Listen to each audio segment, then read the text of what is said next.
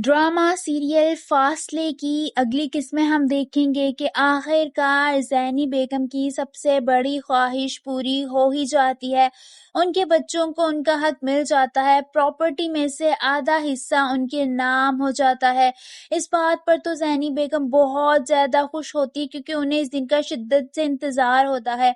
वो अपने बेटे आदिल से कहती हैं कि कितना इंतज़ार किया है मैंने इस दिन का जब मेरे बच्चों को उनका हक मिलेगा। अपनी माँ की बात सुनकर आदिल उनको समझाते हुए कहता है कि ये सब कुछ ज़ावियार की वजह से हुआ है। काश उसका रिश्ता बचाने के लिए आपने भी मेरा साथ दिया होता। मगर ज़ैनी बेगम आगे से खामोश हो जाती हैं क्योंकि वो जानती हैं कि अब वक्त गुजर चुका है और वो भी कहीं ना कहीं पहले चाहती थी कि एनी ज़ावियार की जिंदगी से चली जाए, मगर अब उन्हें आहिस्ता आहिस्ता एहसास होने लगता है।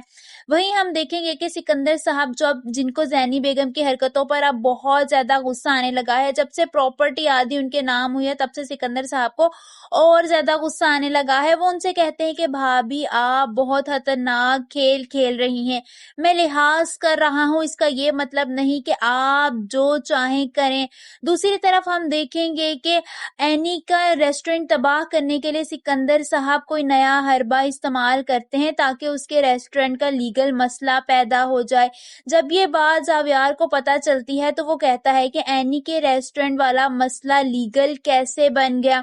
जावियार को कहीं ना कहीं इसके पीछे अपने बाप की साजिश लगती है। वो सिकंदर साहब से कहता है कि ये बहुत अजीब बात है कि एनी के रेस्टोरेंट का मामला लीगल इशू बन गया है। मैं जानना चाहता हूँ कि कौन है जो एनी को नीचा दिखाने की कोशिश कर रहा है, मगर मुझे उम्मीद है कि आप इस मामले में नहीं होंगे। ये सुनकर सिकंदर साहब खामोश हो जाते हैं।